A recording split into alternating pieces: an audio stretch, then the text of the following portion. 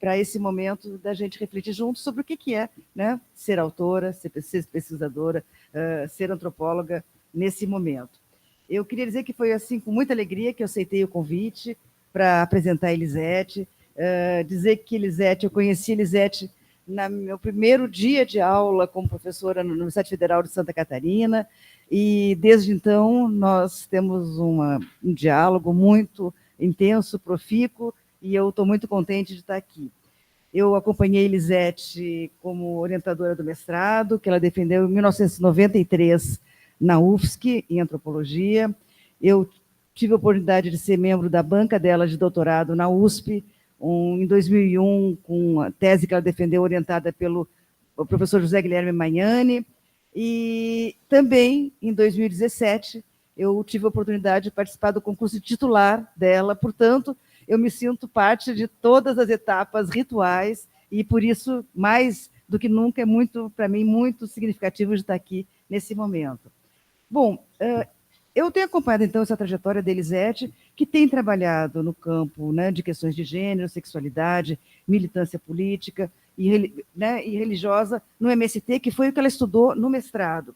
E depois ela seguiu, né, estudando mulheres em movimentos religiosos alternativos urbanos, e ao longo desses anos todos, desses últimos 35 anos, ela continuou abordando essas temáticas de gênero, religião, ativismo, movimentos sociais, educação, mais recentemente educação, e também no campo da história da antropologia, que eu vou falar um pouco sobre o que eu, talvez nem ela se reconheça, mas que eu a reconheço nesse lugar.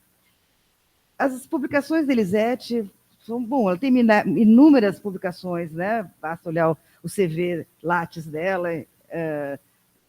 aberto na internet, mas eu queria destacar, começar iniciando, falando desse último livro dela, que ela pode mostrar aqui para vocês, que se chama Fronteiras Conquistadas, uma etnografia da luta pela terra no oeste catarinense, e que ele é fruto de uma pesquisa justamente de longa duração. É uma pesquisa que dura mais de 30 anos e que agora ela vai, né, ela publica aqui sobre o MST, e apesar de ela ter, né, como foco a luta pela terra no oeste catarinense, esse livro também ele reflete as inúmeras pesquisas e assessorias que ela tem dado ao movimento, né, dos movimentos sem terra, também no Rio Grande do Norte e em outros lugares do Brasil, entre outros, né, no curso Pronera, que ela, né, aborda bastante nesse livro.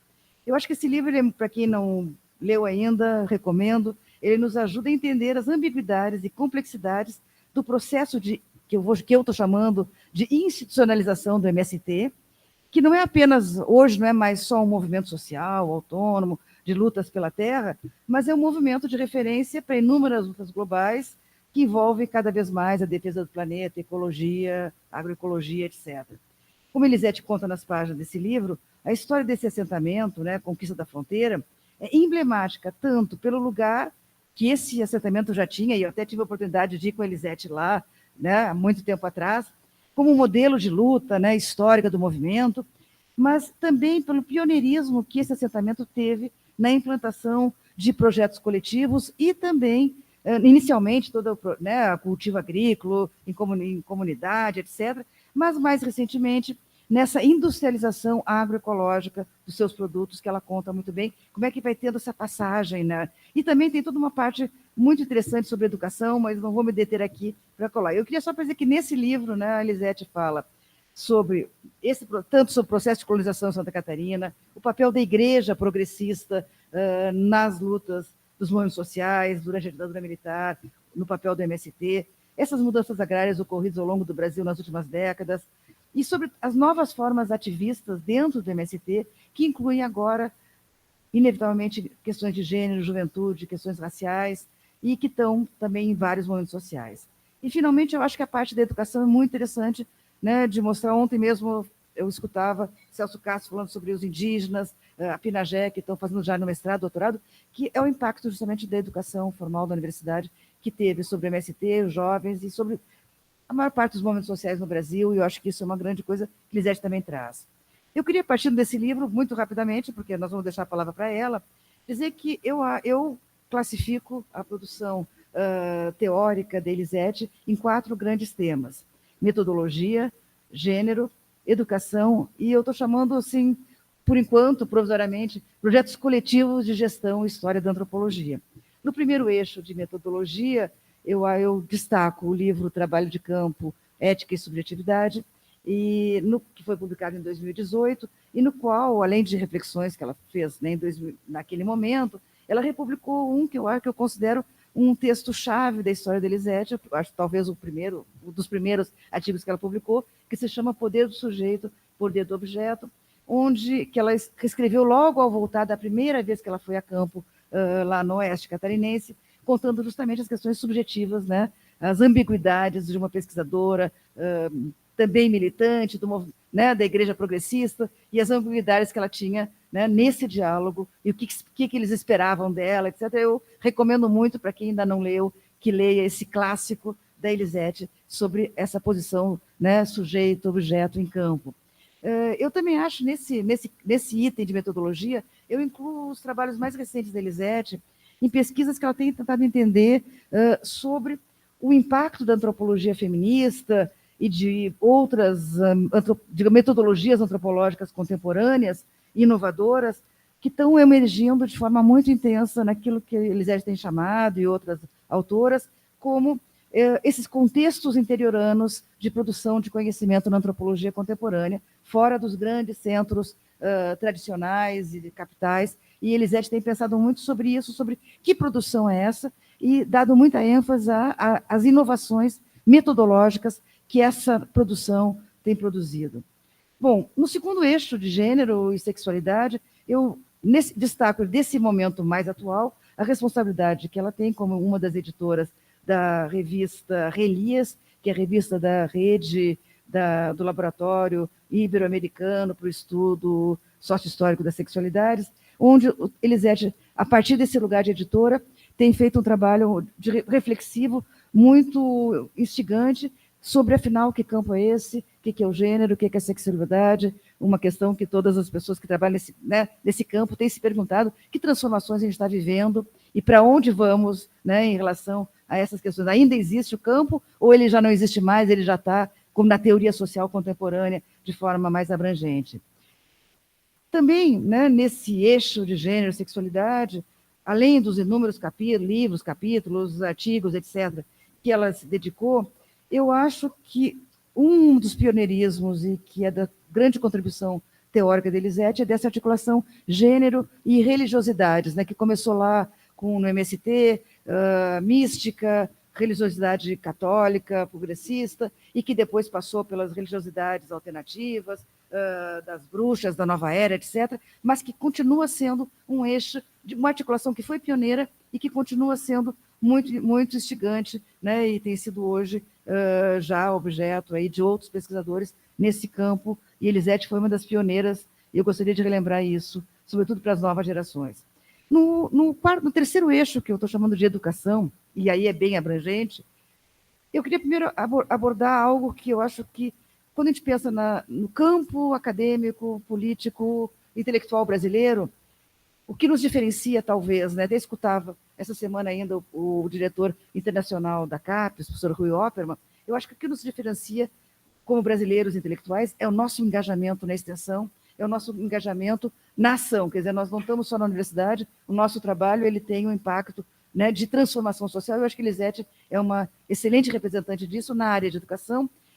Ela liderou a criação de uma disciplina que eu acho que é uma dos poucos lugares do Brasil que tem na UFRN, a disciplina de Antropologia e Educação, que é obrigatória para todos os cursos de licenciatura, portanto, né, todo mundo que vai ser professor em qualquer área sai com essa formação, e ela tem escrito e pensado sobre essas questões, né, digamos, do impacto da antropologia em vários campos de formação educacional, também na formação de movimentos sociais, Movimento Sem Terra, mas também feminismo, grupos feministas lá de Natal, Casa Renascer e outras, já há várias décadas, e também um trabalho, tem toda uma produção bem importante da Elisete, do período que ela atuou como consultora de formação de professores da rede básica de todo o Brasil, na alfabetização, no projeto Congempa e nas reflexões pós-construtivistas que ela incorporou nessa articulação com a antropologia. Também nesse ponto da educação, eu acho que intersecciona esse eixo juventude, que é um dos eixos, assim, digamos, transversais da obra dela. Por fim, já finalizando, já passando a palavra para ela, que eu estou chamando isso de gestão, projetos coletivos, história da antropologia, etc. Eu queria relembrar isso, que Elisete é uma das antropólogas no Brasil que eu destacaria assim como de maior capacidade de gestão de vários níveis, na FRN, pós-graduação, etc., tudo quanto é lugar, mas na organização de mega eventos, como foi a RBA de 2014 e em Natal, que até hoje, em termos numéricos, né, sem desfazer a última, que foi maravilhosa, em Belo Horizonte, com a nossa querida Andréia, mas ainda em termos numéricos, a de Natal foi a RBA que mais público teve, né, nessa estatística. Elisete teve à frente dela, e não só produziu, digamos, no concreto, o que é, né, a produção de gestão de um mega evento, mas Elisete liderou também a reflexão escrita sobre isso, e eu acho que esse é um eixo importante, uma reflexão sobre a RBA, mas reflexão que já veio também diante dos 50 anos da ABA, dessa reflexão sobre a história da antropologia do Rio Grande do Norte, e que Elisete tem trabalhado sobre isso, que eu chamaria, né, então aí tem vários livros aqui, não vou citar, e eu queria, então, dizer que, por fim, além desses 4 eixos de publicação, eu acho que é muito importante relembrar que Elisete orientou 22 dissertações de mestrado, 7 doutorados, 27 TCCs, vários PIBICs, etc., e está orientando, continua orientando muitos, e que isso é outra parte escondida da produção teórica dos intelectuais, pesquisadores brasileiros, que é o imenso trabalho de orientação e de ensinar e de formar pessoas para elas publicarem. Né? Quando nós estamos como editoria de revista e como orientadores, a gente muitas vezes mais ajuda as outras pessoas jovens a publicarem do que a gente mesmo publicando. Eu acho que Elisete tem esse papel de uma grande formadora, de uma semeando, né? Tem um projeto que ela tem, Semeando o Gênero na Educação. Eu acho que Elisete é uma grande semeadora de publicações, de pesquisas, de produção e de formação de pessoas, e eu passo a palavra para ela, né, parabenizando por essa linda trajetória. Muito obrigada.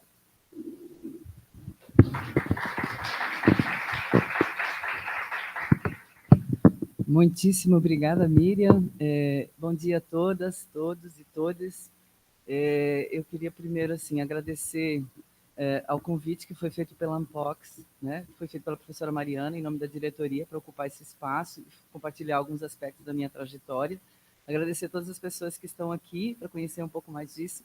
E agradecer a Miriam por aceitar e estar aqui dividindo esse momento, e pelas palavras muito generosa sobre os diferentes momentos da minha trajetória. Muito interessante ver leituras sobre essa trajetória, né? Até porque, como eu defendi meu memorial para a professora titular recentemente, né? A gente tem dialogado sobre esses diferentes aspectos, né?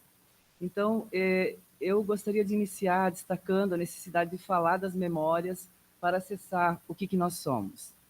E, nesse sentido, é importante mencionar de onde eu vim. Eu nasci em uma comunidade camponesa do sul do Brasil, no município de São Lourenço do Oeste. Eu sou a 5ª filha de um casal de agricultores que, em 1958, migrou do Rio Grande do Sul para o oeste de Santa Catarina, que naquele momento era uma importante fronteira agrícola. E nessa mesma comunidade residiam também outros familiares, tios, primos, e praticamente todos os nossos vizinhos eram descendentes de alemães e falavam em um dialeto em alemão. E foi nesse dialeto que eu aprendi a me comunicar com o mundo à minha volta. Eu tenho uma lembrança muito nítida da distribuição geográfica dessa comunidade, que se chama Lajeado Antunes. Atravessando a estrada principal, que era situada como uma espécie de fronteira, residiam os que eram chamados gringos, que eram descendentes de italianos. Então, tinha uma separação muito nítida entre alemães e italianos. E na medida em que eu fui avançando em meus estudos sobre os processos de ocupação das terras no oeste catarinense, na minha graduação e principalmente no mestrado, eu tive uma compreensão, mais aproximada dessa lógica. As terras nas comunidades rurais daquelas regiões eram comercializadas pelas chamadas companhias colonizadoras, que procuravam, na oferta das terras, organizar a venda e a formação dessas localidades a partir de pertencimentos identitários. A noção de fronteira agrícola está associada ao complexo processo do que se chama de colonização dessa região, com a comercialização das terras. O oeste catarinense foi o destino de muitos filhos de agricultores vindos do Rio Grande do Sul, principalmente entre 1950 e 1970, e algumas companhias, como Sul Brasil, Bertazzi e Maia, continuam sendo utilizadas e dando nome como a diferentes ruas das cidades nessa região, né, na busca de um tipo de destaque para o papel que tiveram nisso que se chama de colonização. Isso me fez entender não apenas a separação de alemães e italianos, mas também muitas outras especificidades que estão naquelas pequenas localidades do oeste catarinense, como, por exemplo, uma concentração de adeptos das religiões protestantes, e todo esse processo se ampliou na medida em que eu fui estudando a organização do MST nessa região. Bom, residindo entre descendentes de alemães, como eu falei, esse dialeto foi a minha primeira socialização, e eu só tive contato efetivo com a língua portuguesa quando passei a frequentar a escola com 5 anos de idade. Tratava-se das chamadas escolas isoladas, multisseriadas, né? Desse modo, os estudantes de todos os níveis pertencentes ao que então compunha o ensino fundamental 1, na época era chamado de primário, estavam em uma mesma sala e eram atendidos pela mesma professora. Eu permaneci nessa escola até o 4º ano. Minha escolarização na educação básica se completou em diferentes escolas públicas da cidade e da região, São Lourenço do Oeste, Campoirê, Quilombo, acompanhando os deslocamentos da minha família, e num processo com muitas lacunas na formação. Sobre o meu ingresso na graduação, a busca de acesso à universidade se deu no início da década de 80, e por meio de contatos com amigos vinculados a projetos em minha atuação em pastorais da juventude na Igreja Católica. Minha família é católica e eu me envolvi com as pastorais da igreja nesse período, no final dos anos, ainda muito jovem, no final dos anos 70 e início dos anos 80. Eu fiz um primeiro vestibular para psicologia na UFSC, fui aprovada na segunda opção, em filosofia, e iniciei esse curso em 1983, e em seguida eu me inscrevi, né, aí tive contato. Recentemente eu estava numa banca onde essa professora foi homenageada, com a professora Elizabeth, numa disciplina de sociologia, e fiquei muito empolgada e me inscrevi novamente no vestibular para ciências sociais. Olhar para esse processo no período de escrita do meu memorial, para a progressão para professora titular em 2017, me levou à indagação sobre a permanência na universidade. E aí eu fiquei pensando que as relações e coletividades efetivadas por meio das pastorais, que estavam associadas ao meu pertencimento ao universo católico religioso progressista, né, a pastoral universitária, a pastoral da juventude, foram fundamentais. Era a década de 80, período pós 20 anos de ditadura, campanha das diretas já, as eleições diretas, e a importância dessas coletividades, os grupos de pastorais, para que seguisse construindo minha carreira, eu aprendi na reflexão sobre os contrastes relacionados às minhas atividades na UFRN, quando eu comecei a atuar na efetivação de programas de permanência estudantil desde 2006, e vi a importância que esses coletivos têm para que os estudantes permaneçam nas universidades. Eu terminei o curso de graduação em 1987, já com uma inclinação para antropologia, e em um contexto de muita incerteza acerca das possibilidades de ingresso no mundo do trabalho que essa formação me proporcionaria. Um ano depois, eu ingressei no mestrado em Antropologia Social na UFSC. Em 1990, eu iniciei as minhas pesquisas com o MST, como a Miriam já falou. Então, eu comecei essa trajetória que eu registro nesse livro, Fronteiras Conquistadas, né, que atravessa a minha prática de pesquisa, mas também o ensino e a extensão. O resultado desse livro, que é uma pesquisa de longa duração, é um aprendizado do fazer antropologia engajada e de dar destaque à importância fundamental desse ator político no Brasil. Nesse livro, eu textualizo diferentes momentos da minha trajetória, desde a dissertação de mestrado, a partir da relação estabelecida com um grupo de assentados no extremo oeste catarinense, e esse é um percurso no qual eu construí uma atuação em cursos de Programa Nacional de Educação da Reforma Agrária, o PRONERA, atividades de pesquisa de ensino na extensão, por meio de diferentes projetos, e também em atividades realizadas com estudantes, programa de permanência, o PET Conexões de Saberes, que é um programa de educação tutorial, que eu coordenei durante 4 anos na UFRN, em diferentes assentamentos rurais, também no Nordeste do Brasil, conforme eu vou me referir a seguir. Então, esse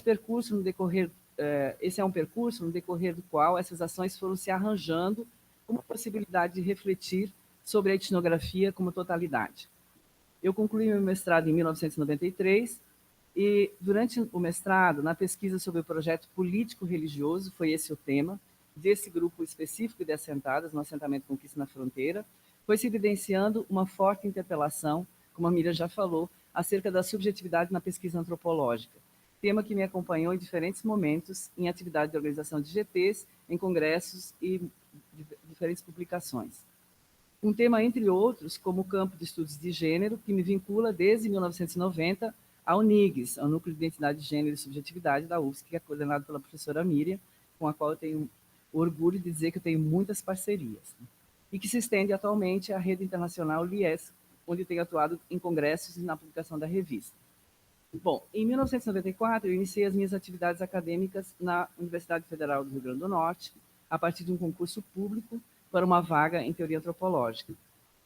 2 anos depois, em 1996, eu me afastei para ingressar no doutorado na USP, e é importante dizer que essa liberação imediata estava associada a uma política, na época, de um programa, que era o PICDT da CAPES, que estava ameaçado em razão da falta de recursos, e aí a universidade estava nos incentivando a ingressar imediatamente no doutorado.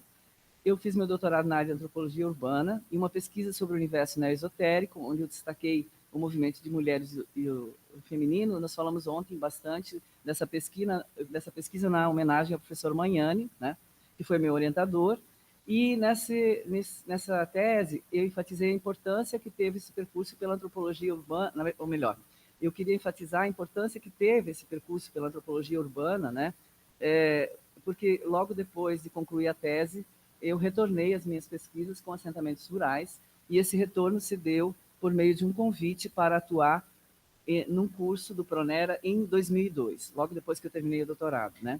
Mas eu vejo assim que olhando para esse percurso, né, essa passagem pela antropologia urbana, ela foi fundamental para lançar um novo olhar sobre o MST e o desdobramento de suas ações. Minhas pesquisas e publicações são atravessadas, então, pelos meus percursos e diferentes deslocamentos, com os recortes temáticos dos estudos de gênero, na atenção à construção de um campo de estudos, nos movimentos sociais, especialmente o MST, e na educação. Em contextos recentes, no estágio de pós-doutorado que eu concluí agora, também estou refletindo sobre a extensão universitária nessas temáticas, contextos e políticas. Nas atividades docentes na UFRN, minha produção acadêmica se mescla ao exercício permanente na gestão, como a Miriam falou, desde a criação do Departamento de Antropologia, em 1999, e especialmente na formulação do Programa de Pós-Graduação em Antropologia, que nós criamos em 2004, e eu estava como coordenadora, e depois o doutorado em 2014, quando eu estava novamente como coordenadora. Essa necessidade de participar efetivamente da construção de espaços da pesquisa antropológica no Nordeste do Brasil me faz refletir sobre os contornos que assume a prática acadêmica em lugares que se situam fora dos eixos ditos centrais, nos interiores. A UFRN tem sede em uma capital de um estado no Nordeste. E aí surge a pergunta, como as suas atividades se articulam com a chamada interiorização? Penso que é necessário pensar essas categorias, interiorização e também trazer a noção de periferia. Universidades em capitais, que no quadro mais amplo das referências de produções acadêmicas estejam na condições de periféricas, têm um papel crucial na viabilização da interiorização do ensino superior no Brasil. Tornam viável a criação de espaços de pesquisa na pós-graduação, abrindo possibilidades de dar visibilidade a interações e contextos empíricos que, não obstante reverberam temas já estudados, apresentam-se em novos contornos nas situações de localidade. Produções em pós-graduação dessas universidades são um indicador da relação entre as questões e instrumentos de ordem mais geral que compõem a produção antropológica e suas respostas e usos a partir de dinâmicas e práticas locais, dinâmicas por meio das quais estas se desenvolvem em campos intelectuais e revelam suas especificidades, alcances e limites.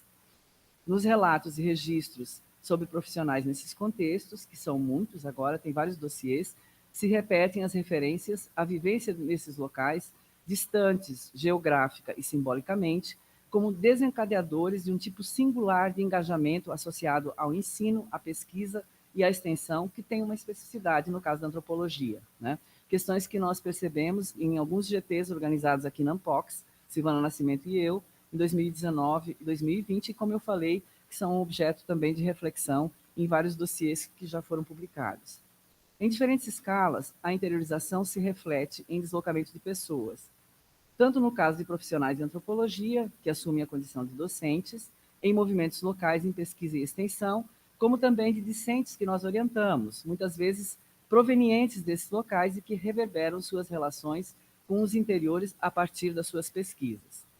Em diferentes capitais, mesmo que referenciadas como periféricas a centros reconhecidos como produtores de conhecimento, as atividades acadêmicas vêm assumindo centralidade e desfazendo essa noção de periferias. É assim que podemos situar a UFRN, com diferentes organizações em áreas e grupos de pesquisa, e agora com um programa de pós-graduação consolidado. Essa expansão aponta uma tendência percebida nos primeiros resultados de pesquisa do PPGás, que eu e Edmundo Pereira publicamos em um livro que organizamos sobre interiores e capitais em 2012, onde enfatizamos a importância do campo de estudos de gênero no PPGás UFRN, além de outros como de etnologia indígena, questões étnico-raciais e muitos outros. E o destaque, de um modo bastante singular, na constatação de que nas pesquisas realizadas por estudantes do PPGás, na época eram pesquisas de mestrado, esses estudantes também vinham de outros interiores, né, das pequenas cidades do Rio Grande do Norte, e muitas vezes neles, nas suas localidades, realizavam suas pesquisas. Na ocasião, nós tivemos vários exemplos que nós problematizamos, né, como eu vou citar só um aqui, sobre masculinidade em vaquejadas, que é uma prática fortemente relacionada ao rural, mas que é organizada a partir de referências empresariais e urbanas, né, bem como frequentada por jovens de contextos urbanos. Essas e outras pesquisas nos permitiram relativizar e complexificar os sentidos de localidade, percebendo as múltiplas conexões entre espaços que são dicotomicamente classificados. E ainda, os recortes etnográficos são indicativos das possibilidades de pensar o modo como questões como gênero se interseccionam com outros marcadores na vigência e experiência desse processo. Ainda dando continuidade aos exemplos, agora em contexto com o PPGás do UFRN, em situação mais consolidada, no desenvolvimento de um projeto de pesquisa que eu coordenei em anos recentes, com o propósito de pensar as articulações entre o rural e urbano nas atividades do MST, particularmente os deslocamentos de mulheres e jovens, se evidenciaram também modos específicos em que os marcadores de gênero se interseccionam com outras referências nesse processo de trânsitos e deslocamentos.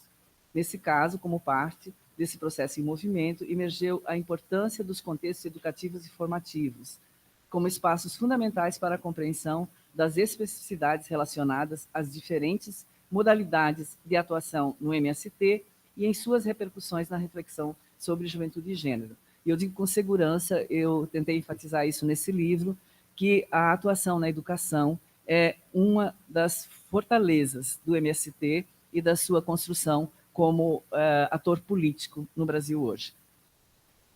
Um modo particular, como se efetivam esses processos formativos, que é com a pedagogia da alternância, que é um tempo escola e tempo comunidade, e a participação direta do movimento social, tem um bom rendimento para pensar as questões de gênero na educação a partir da antropologia. Assim, um olhar a partir do gênero, situando o universo relacional dos deslocamentos, permite perceber os efeitos políticos e pedagógicos das ciências sociais pelos interiores. Além do Pronera, eu quero destacar também outros espaços formativos que tiveram um papel fundamental para refletir sobre os temas de pesquisa que envolvem antropologia, gênero e educação, meu recorte atual de interesse. A Miriam já falou, mas é muito importante falar, repetir, né, e enfatizar a formação continuada de professoras e professores em projetos e programas como Gênero e Diversidade na Escola, que está sendo retomado agora, e também no GEMPA, que a Miriam já mencionou. Nesses espaços foram se evidenciando novas questões desafiadoras que sempre busco aprender a partir do exercício reflexivo que se desenvolve na perspectiva da etnografia, seja em situações de pesquisa, mas também de extensão e ensino.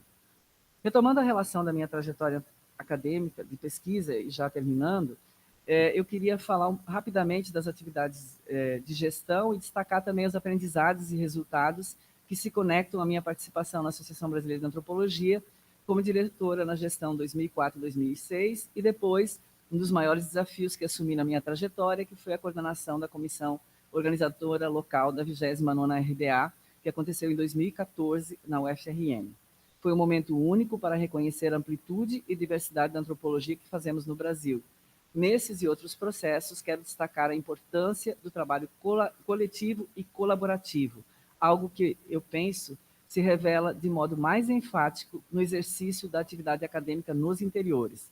Certamente estar aqui hoje nessa conversa também se relaciona aos atravessamentos dessa construção coletiva. Quero dizer, então, que as ações coletivas continuam sendo o único caminho para efetivamente enfrentar contextos de desigualdade. Muito obrigada a todos os colegas, estudantes, interlocutores na sala de aula, em projetos de extensão e pesquisa, em congressos e eventos, em bancas, mencionados aqui direta e indiretamente, que se engajaram e continuam dispostos a continuar nesse projeto antropológico de construção de igualdade com respeito à diferença. Agradeço imensamente a oportunidade, então, de participar desse momento e compartilhar esses aspectos da minha trajetória. Muito obrigada.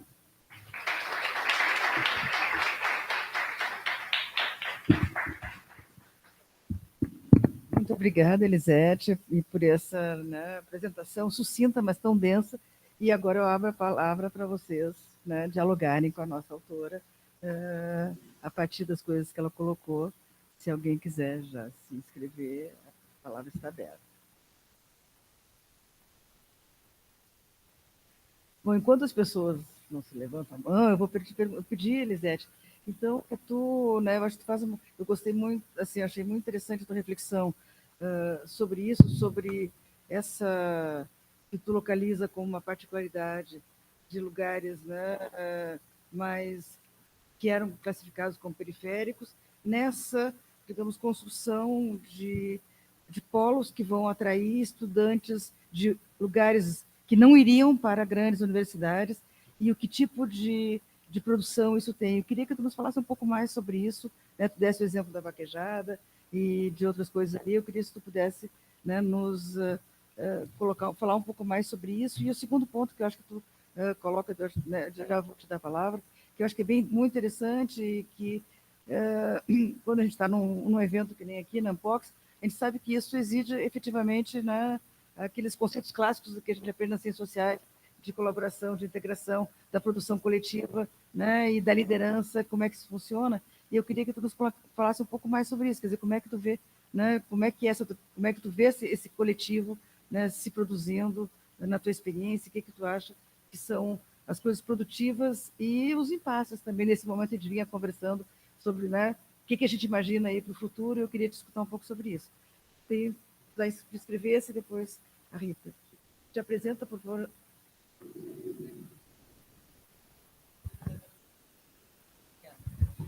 Meu nome é Camila, eu sou doutoranda no DCP da USP.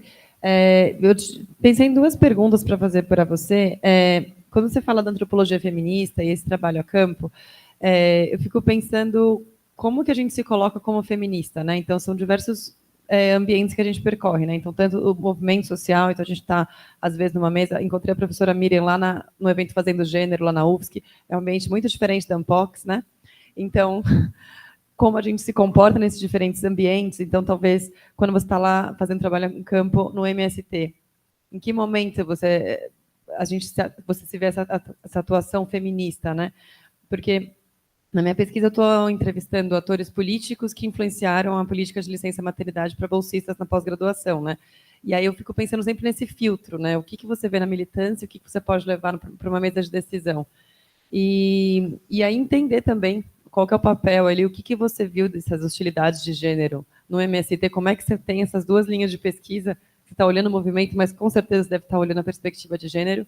E a minha última coisa, se couber, aí é o que você entende dessa hostilidade que o MST tem tão grande, agora em especial nessa campanha da Prefeitura de São Paulo, que a gente tem um candidato com histórico no MST, tem a maior rejeição vista, né? Pode cair um meteoro com o nome Nunes, ninguém vai votar, ninguém não, mas uma parcela muito grande não vai votar no Boulos, e para nós, né, assim, eu me identifico na esquerda, é complicado. Então, o que você que conhece tão a fundo o MST entende como as origens dessa rejeição tão grande?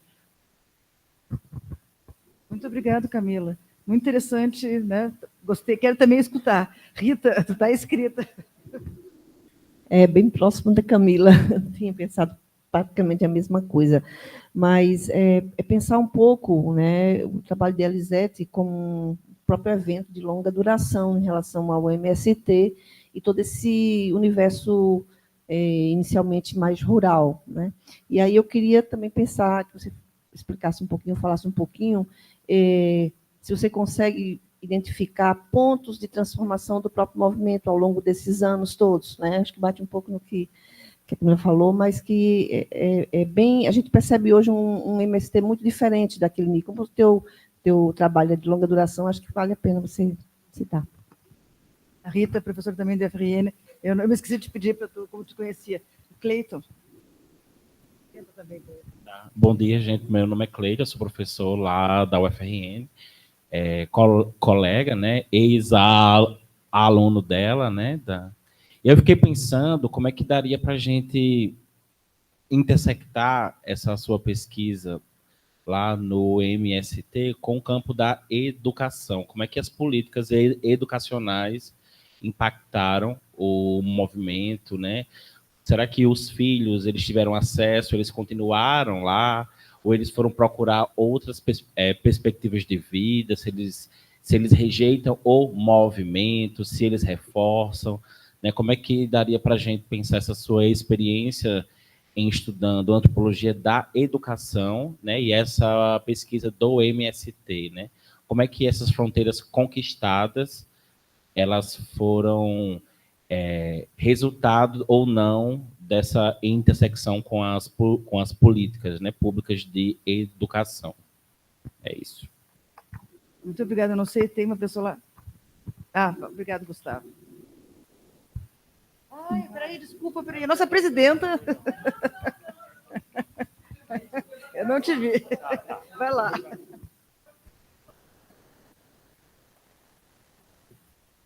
Bom, primeiramente, bom dia a todos, a todas e a todos. Muito bom escutar a professora Elisete.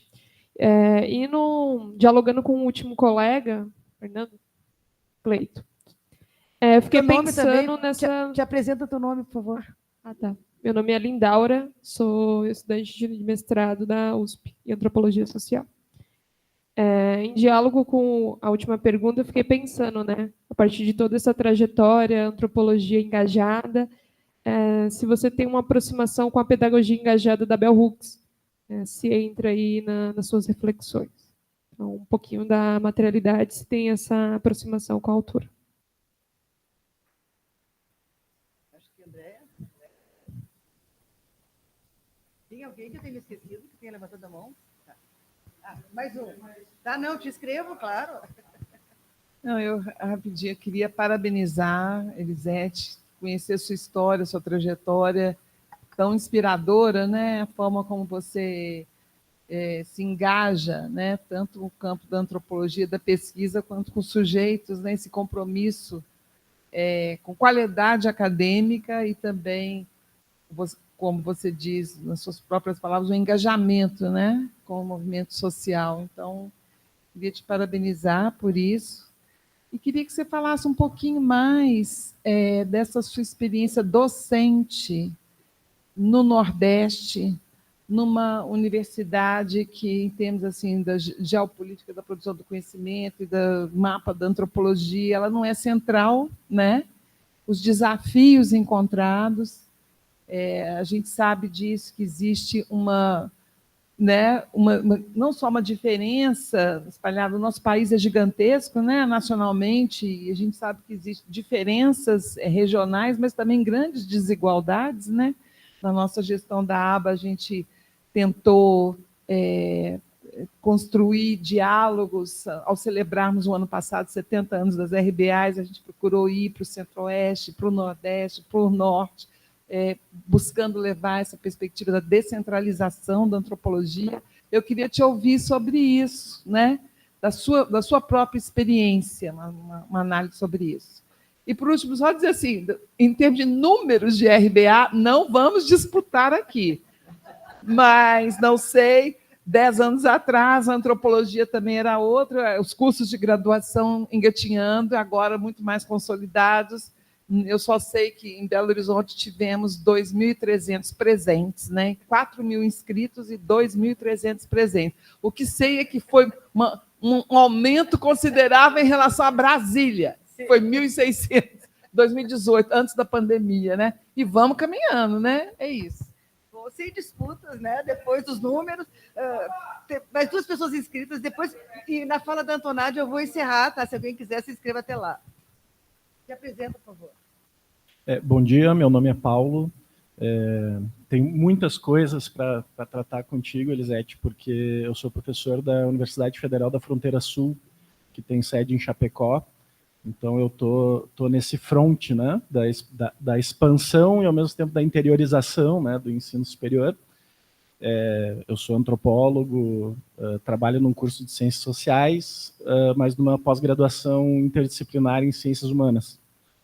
Então, uma das características, né, que a gente sente nesse contexto é o do quanto a interiorização produz também um certo isolamento intelectual, acadêmico. Daí a minha pergunta, enfim, o que eu gostaria de dialogar contigo, te ouvir, é sobre como é que a gente trabalha, né, essa relação entre interiorização, periferização e isolamento, né? Que mecanismos que a gente pode pensar para que isso não seja, né, um problema num contexto em que ideias, num contexto em que, enfim, a sociedade não estava acostumada a ter instituições de ensino superior, né? Como é que a gente faz para também permear esse contexto com ideias que vêm dos grandes centros, mas ao mesmo tempo sem que isso seja uma imposição, uma colonização, né? Muito obrigado, Paulo. Antonádia. Bom dia, parabéns, Elisete. Meu nome é Antonádia, eu sou professora na Rural do Rio. Acho que eu vou embarcar nas questões da André e do Paulo, porque, do meu ponto de vista, essa questão que você trouxe da interiorização, e aí você falou como que é nascer, né, migrar, falar uma língua, depois chegar na escola, eu acho que é um processo que ainda se passa, né? Então, assim, você não está falando de um passado, você está falando de algo que acontece agora. E, do meu ponto de vista, a UFRN sempre me fascinou, e aí você, como gestora, a minha pergunta é para você, assim, como nessas suas atuações em várias posições como gestora, a Miriam bem frisou isso.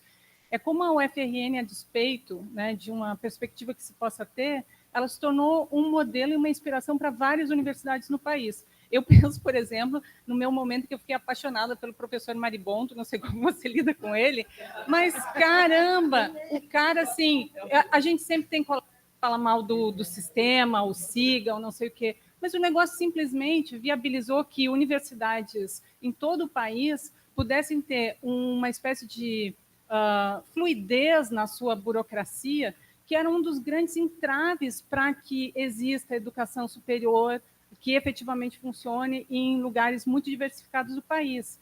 Então, e aí eu acho isso, assim, a gente tem figuras como você, como ele, várias outras, que emergem justamente fora desse contexto sudestino que dava a pauta e o padrão para que tipo de educação nós queremos, almejamos, né, e isso, né? Então, eu só queria que você falasse um pouco sobre essa possibilidade de criatividade, de ousadia e de um horizonte utópico que justamente se concretiza em lugares que não são, né, esperados, né? O Paulo falou, né? A sociedade não estava acostumada. Que sociedade, né? É isso. Obrigada. Muito obrigada, gente, por todas as perguntas. Eu também estou curiosérrima pelas respostas. Bom, eu tenho algumas horas agora, né? Para tentar responder, né? Bom, deixa eu ver por onde que eu começo. Vamos começar pelas questões relacionadas ao MST, né? Que teve várias perguntas aí, e a maneira como se é possível trabalhar, né, como a Camila falou, né, com uma antropologia feminista, engajada no trabalho em campo. Bom, teria muitas coisas para falar de diferentes momentos desse contato e dessa aproximação, né? Inclusive bastante tensas. Eu tentei escrever sobre isso em diferentes lugares, assim, porque a questão, quando se fala da questão de gênero, né, teve um momento que eles me diziam: ainda vai ser pautada, né?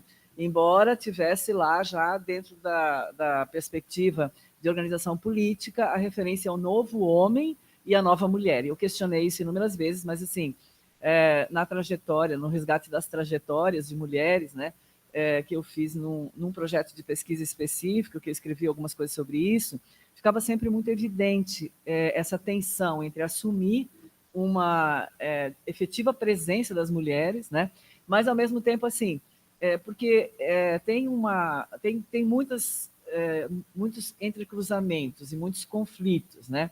Então, eu fui percebendo mais isso justamente, por isso que eu acho que é importante refletir sobre essa associação, porque tem muitas dessas coisas que eu não percebia nas minhas idas para os assentamentos, mas que eu ia percebendo, por exemplo, nas interações que são oportunizadas no Pronera, onde eles trazem toda uma dimensão da organização para dentro do curso, né? A primeira vez que eu dei aula no Pronera, a organização do curso se fez, melhor, o espaço físico do curso, né?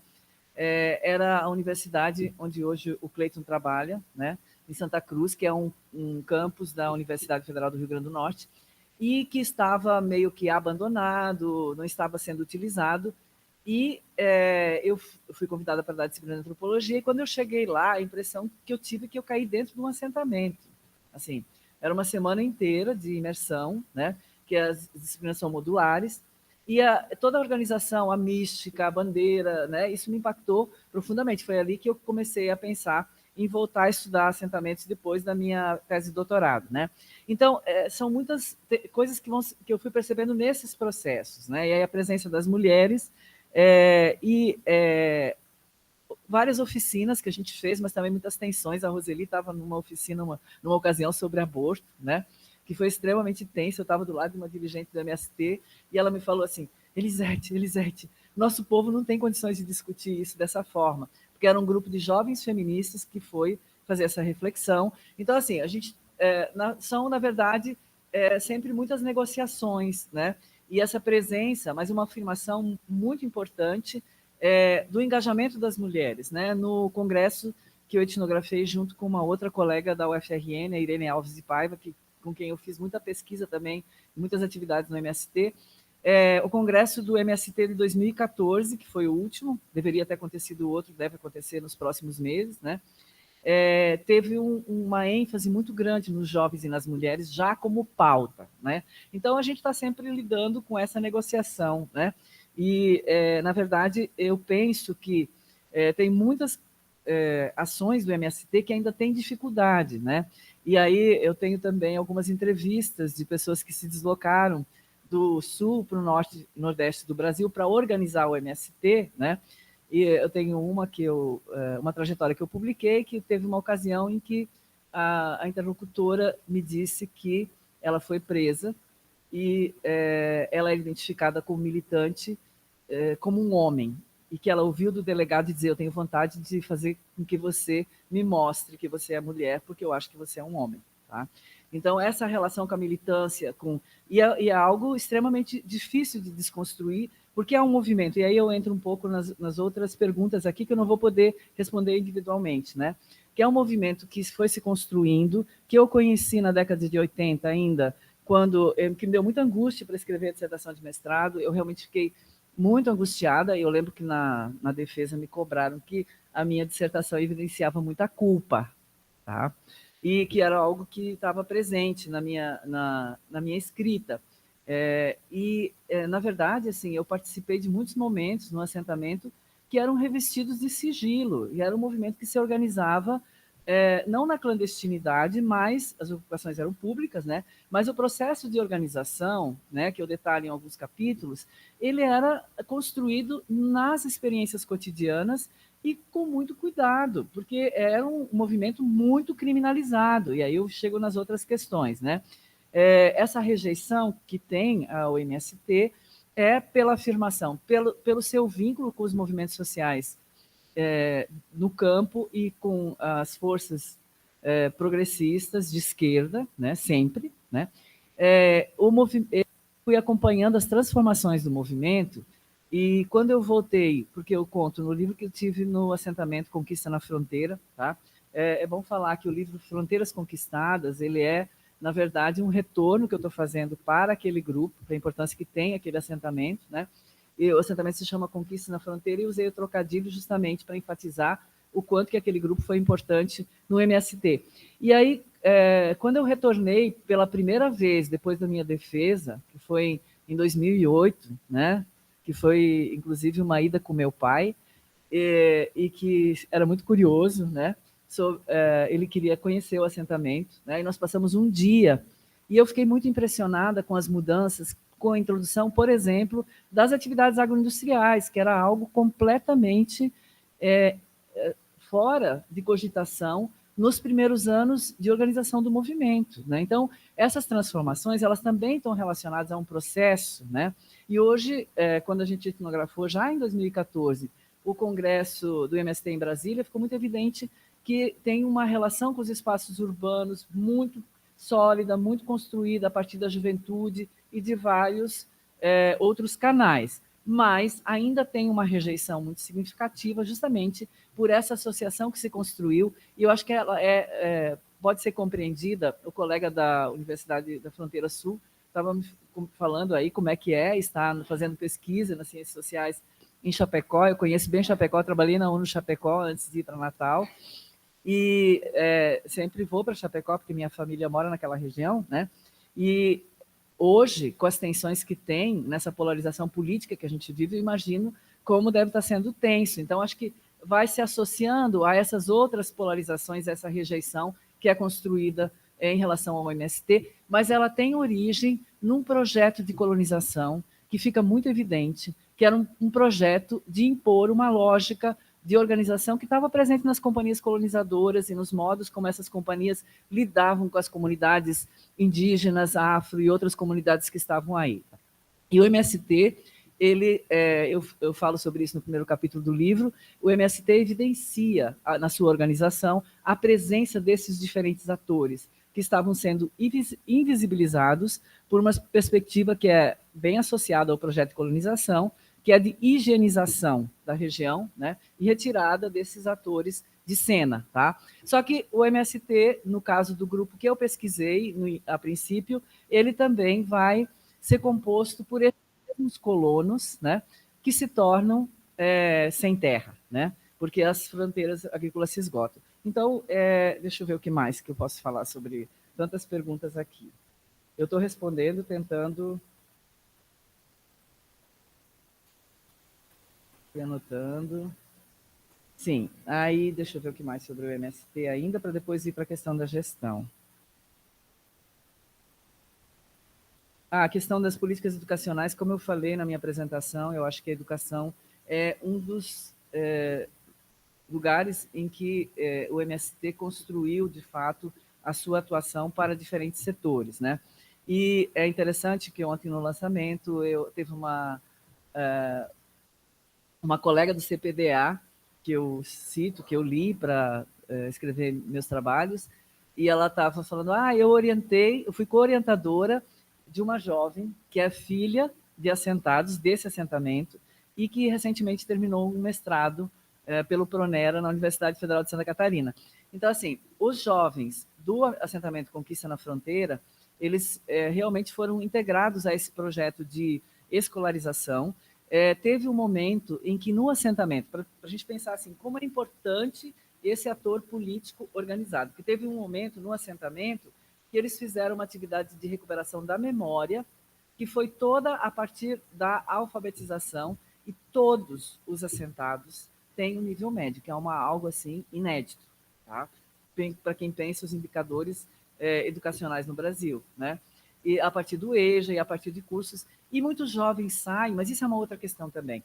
Esse deslocamento dos jovens, uma vez eu falei numa atividade num curso de especialização Arte no Campo em Abelardo Luz sobre isso, e eu dizia que eu vejo esse deslocamento dos jovens como algo que tem essa mobilidade também, porque tem muitos jovens, tanto no Conquista na Fronteira, como também que eu conheci nos assentamentos no Nordeste e no Rio Grande do Norte, que eles saem do campo, mas eles exercem algumas atividades. Por exemplo, eles terminam um curso pelo Pronera e ingresso na atividade docente, mas, ao mesmo tempo, eles permanecem organizando atividades nos assentamentos, né? Então, eles terminam sendo essa comunicação também, que acho que é algo que eu fui percebendo na medida em que eu fui incorporando mais essas outras possibilidades e não olhar só o assentamento como aquele lugar com uma linearidade em relação ao urbano, mas pensar também os deslocamentos, e acho que aí tem um aspecto positivo, que esses jovens vão levar essa proposta também para outros lugares, né? Bom, com relação à pesquisa de longa duração, sim, acho que foi muito interessante, né, acompanhar todo esse processo, e eu só vi, né, penso hoje que a etnografia isso é o resultado, né, e eu só percebi a importância que teve acompanhar isso nos diferentes momentos quando eu fui escrever sobre esse percurso, né. Então, eu acho que a maioria das pesquisas que nós desenvolvemos na antropologia são de longa duração, né, mas esse contato com um grupo específico, né, ele realmente, e muitos antropólogos têm esse contato com aquele lugar onde realizaram suas pesquisas, retornam e tal. Acho que é importante para a gente refletir, né, como ele torna rico o acompanhamento desse grupo, tá? Bom, a gente pode continuar dialogando, não sei se eu respondi tudo, sim. A Miriam me perguntou, foi a Miriam, sobre a produção dos estudantes, foi isso, né? Então, eu queria dizer que eu acho que a gente, nos interiores, né, atuando numa universidade como a UFRN, né, a gente termina tendo espaços, né, de dialogar sobre determinadas temáticas, assim, que são muito interessantes. Eu queria citar aqui 2 orientações que me impactaram nessa relação do rural com o urbano, né? Uma delas foi sobre as travestis numa comunidade rural, que foi extremamente interessante para pensar essas sujeitas em um processo em que o corpo se coloca num outro lugar que não esse do urbano, né? E que essa dissertação ela foi resultado de uma pesquisa, né? De uma jovem que fez a transição no processo de construção da pesquisa, então foi extremamente rica. E uma outra também que foi sobre prostituição e que, investigando, percorrendo esses deslocamentos, terminou vendo que tinha um espaço nas feiras, tá? Onde havia... Então, assim, essas singularidades que nos ajudam a refletir outros processos, né, que têm lugar em centros urbanos e em contextos mais centrais, né? Eu acho que a gente tem acesso por meio da orientação, mas também em razão desses estudantes, né, terem essa origem desses interiores. E é interessante, porque no Rio Grande do Norte se chama o meu interior, né, que é o lugar, a cidade de onde eu vim, no Nordeste talvez de modo mais amplo, né, e que é extremamente relevante para esses estudantes, então acho que nos ajuda a pensar, né. Com relação ao que mais, eu não sei se eu respondi tudo, mas eu vou ter que passar algumas coisas aqui. Sim, a Andrea falou aí da experiência docente, né, a questão das desigualdades. Eu acho que nós estamos num processo de justamente ir desestabilizando, né, essas relações, e elas se desestabilizam, no meu entendimento, a partir da participação, né. Eu vou ser muito sincero, eu fico muito feliz de estar aqui, tá? Porque eu acho que esse é também uma oportunidade de trazer uma produção de um outro lugar, né, que quando se pensa muito digamos assim, numa orientação acadêmica que privilegia o centro, ela fica invisibilizada, né? Então, acho que é trazendo esses processos que a gente vai estar desconstruindo, porque nós argumentamos sempre, né? Diferença não é desigualdade, né? Algumas pessoas me dizem, não, mas você é do Sul, porque você é de Santa Catarina. Não, mas eu moro há 30 anos em Natal, né? Completei 30 anos de UFRN, né? E carrego, assim, a bandeirinha da importância que tem. Está aqui a nossa coordenadora hoje, a Rita, né? E está Cleiton, Roseli, e da importância que tem a nossa atuação no campo da antropologia no Rio Grande do Norte e no Nordeste como um todo. Está aqui a Mônica da UFPB, a gente tem muitos contatos. Falamos ontem do Perry Scott da UFPE, que foi se consolidando com uma rede importante, né? A gente estava até pensando já em começar a dar mais visibilidade para essas redes que nós estamos construindo, mas que a gente vai alimentando. A UFSC ocupa uma outra posição nesse processo, né? Que nós também vamos alimentando com essas outras redes, aqui com a USP, com a Silvana e outras pessoas mais, né? A Antonádia perguntou sobre essa questão da gestão, achei interessante, né? De falar do Maribondo, que tem realmente uma atuação, assim. Ele é o pró-reitor de pós-graduação da UFRN, já há 6 anos, né, Rita, mais?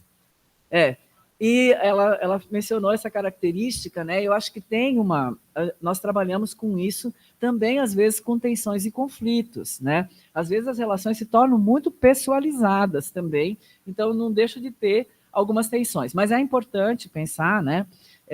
Essa fluidez que a Antonádia se refere, né?